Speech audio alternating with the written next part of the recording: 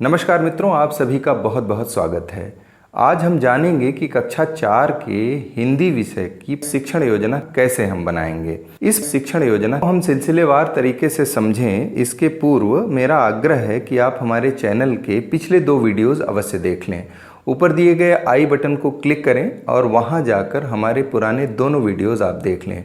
उन वीडियोस में सिलसिलेवार तरीके से यह अवधारणा स्पष्ट की गई है कि जो परंपरागत पाठ योजना थी उससे वर्तमान में यह शिक्षण योजना किस प्रकार भिन्न है, कौन कौन से चरण इसमें पाठ योजना से भिन्न हैं, यानी इस शिक्षण योजना में कौन से नए चरण हम किस तरीके से व्याख्यायित करेंगे। तो मेरा आपसे आग्रह है कि आप हमारे दोनों वीडियोस देख लें, जिसके उपरांत ही आपको यह अवधारणा बहुत अच्छे से स्पष्ट हो सकेगी। तो आइए देखते हैं कि कक्षा 4 की हिंदी विषय की शिक्षण योजना किस प्रकार हम लोग बनाएंगे। मित्रों, एक चीज आप ध्यान रखिएगा कि कोई भी प्रकरण जब हम चुनते हैं वह किसी पाठ से संबंधित होगा, तो वह पाठ एक शिक्षण योजना में आप समाप्त करने की या समेकन करने की चेष्टा कदापि न करें।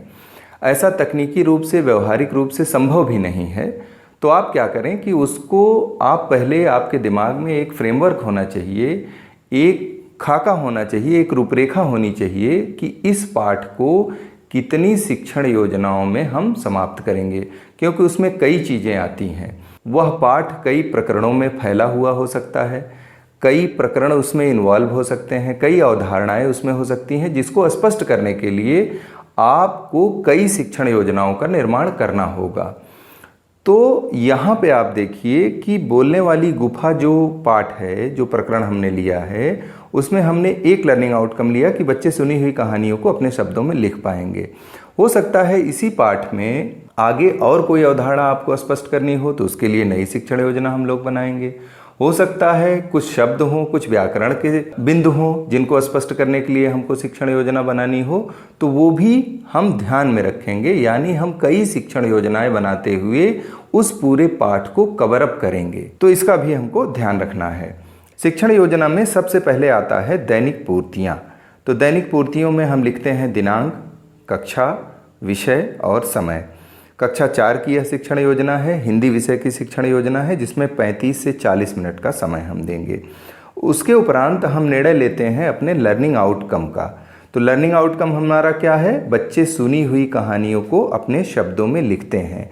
यानी यह जो शिक्षण योजना हम बना रहे हैं, यह शिक्षण योजना जो हमारी पूरी चरणबद्ध तरीके से हम कक्षा में लेके जाएंगे, तो उसके उपरांत प्रतिफल सीखने का क्या आएगा कि बच्चे सुनी हुई कहानियों को अपने शब्दों में लिख पाएंगे। प्रकरण हमारा क्या है? बोलने वाली गुफा। सीखने सिखाने की सामग्री कौन सी इस्तेमाल होगी? पाठ्यपुस्तक में जो हमारे चित्र दिए हैं उनके उपयोग से, उनके सहयोग से हम यह अवधारणा स्पष्ट करेंगे। आइए अब हम सीखने सिखाने की प्रक्रिया में देखते हैं कि कौन कौन से चरण हैं। तो पहला चरण हम सब लोग जान गए हैं कि पहला चरण होता है शिक्षण के आरंभ में। तो शिक्षण के आरंभ में हम क्या करेंगे? हमारा जो प्रकरण है आज वो है बोलने वाली गुफा। तो हम क्या करेंगे कि बच्चों को एक बड़े समूह में, गोल समूह में व्यवस्थित करके बैठा देंगे। अब हम उनसे बात करेंगे कि क्या आप लोग कभी जंगल गए हैं? आपके आसपास जो घने घने पेड़ हैं, जो बहुत सारे पेड़ हैं, क्या हम उनको जंगल कहेंगे? या अगर वो जंगल हैं तो उसमें कौन कौन से जानवर पाए जाते हैं? यानी हम जंगल के विषय में, जंगली जानवरों के विषय में उनसे बातचीत करेंगे और यह द्विपक्षीय हमारा संवाद होगा। हम उनसे बात करेंगे, उनकी प्रतिपुष्टियां लेंगे, उनसे पूछेंगे कि वो क्या सोचते हैं जंगल के विषय में, जंगली जानवरों के विषय में। फिर बच्चों से पूछेंगे कि भाई जंगल का राजा किसको कहते हैं? कौन सबसे ताकतवर जानवर होता है? या कौन सबसे चालाक जानवर होता है? या कौन सा जानवर क्या शिकार करता है? कौन सा जानवर मांसाहारी होता है? ये सारी बातें हम उनसे करेंगे। यानी बातचीत और प्रश्नोत्तर की जो हमारी आकलन की विधि है, उसके माध्यम से हम एक रोचक प्रस्तावना प्रस्तुत करेंगे। हम बच्चों को केंद्रित करेंगे अपनी पाठ्य वस्तु पर। प्रकारांतर से उनको अपने जो लर्निंग आउटकम है, जो हमको सीखने का प्रतिफल प्राप्त करना है, उस तक ले आएंगे। यहाँ पे हमारा शिक्षण के आरंभ वाला जो चरण है वो समाप्त होता है। अब हम अगले चरण पे चलते हैं। अगला चरण क्या है? अगला चरण हमारा है शिक्षण के दौरान। अब शिक्षण के दौरान सबसे पहले तो आप पूरी कहानी उनको पढ़ के सुनाएंगे। कैसे सुनाएंगे? पूरे हाव भाव के साथ, लयबद्ध तरीके से, आरोह अवरोह के साथ वो पूरी कहानी आप प्रस्तुत करेंगे और इस प्रस्तुतिकरण के दौरान आप यह महसूस करेंगे कि बच्चे एकाग्रचित्त होकर सुनेंगे, ध्यानपूर्वक आपको सुनेंगे। तो जब वो ध्यानपूर्वक सुन रहे हैं, इसी प्रक्रिया में, इसी क्रम में आप उनसे कुछ प्रश्न भी करते चलिए कि वो पूरी तरह से ध्यान दे रहे हैं कि नहीं, सुन रहे हैं कि नहीं, या उनके अवचेतन में कोई चिंतन की प्रक्रिया चल रही है कि नहीं, उनकी सहभागिता है कि नहीं, वो इन्वॉल्व हैं कि नहीं क्लास में, उस कहानी से जुड़ रहे हैं कि नहीं, जंगल से जुड़ रहे हैं कि नहीं, जंगली जानवरों से, उनकी अवधारणा से या उनके बिहेवियर से जुड़ पा रहे हैं कि नहीं, इसका भी हमको ध्यान रखना है। कुछ प्रश्न हम कर देते हैं, कुछ प्रश्न हम करेंगे जैसे कि शेर से सारे जानवर क्यों डरते थे, या कि इस कहानी के संदर्भ में फिर प्रश्न करेंगे कि लोमड़ी को कैसे पता चला कि गुफा के अंदर कोई है। तो अब शिक्षक इस कहानी सुनाने के दौरान क्या करेगा कि शेर है और लोमड़ी है, अब दोनों की बुद्धि का स्तर क्या है, दोनों का क्या मस्तिष्क का स्तर है, कैसे कैसे वो अपनी चाल चल रहे हैं, इसके बारे में भी हम उनसे चर्चा करेंगे। अब आइए गतिविधि पर। कौन सी गतिविधि इसमें ली है हमने? गतिविधि हमने ली है कि सबसे पहले हम क्या करेंगे कि उनसे कहेंगे कि आप लोग आपस में चर्चा करिए। आप लोग ये चर्चा करिए कि किसने ज़्यादा दिमाग लगाया, शेर ने ज़्यादा दिमाग लगाया कि लोमड़ी ने ज़्यादा दिमाग लगाया।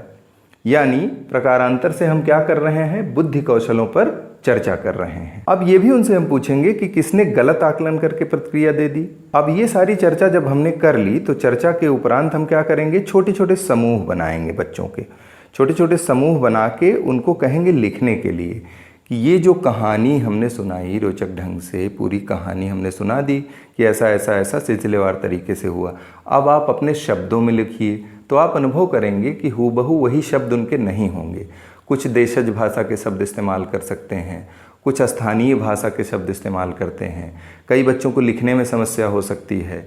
तो अब शिक्षक की भूमिका, हमारी आपकी भूमिका ये आएगी कि बच्चों की जो अभिव्यक्ति है, जो उनका एक्सप्रेशन है, जो उनका थॉट है, उसको हम शब्द देने का प्रयास करेंगे। यानी उनके भावों को, उनके विचारों को हम शाब्दिक रूप देने का प्रयास करेंगे। शाब्दिक रूप देने में हम उनकी मदद करेंगे, उनको लेखन में हम मदद करेंगे।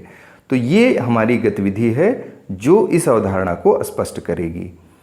अब हम लोग चलते हैं अगले चरण में। अगला चरण हमारा है शिक्षण के उपरांत।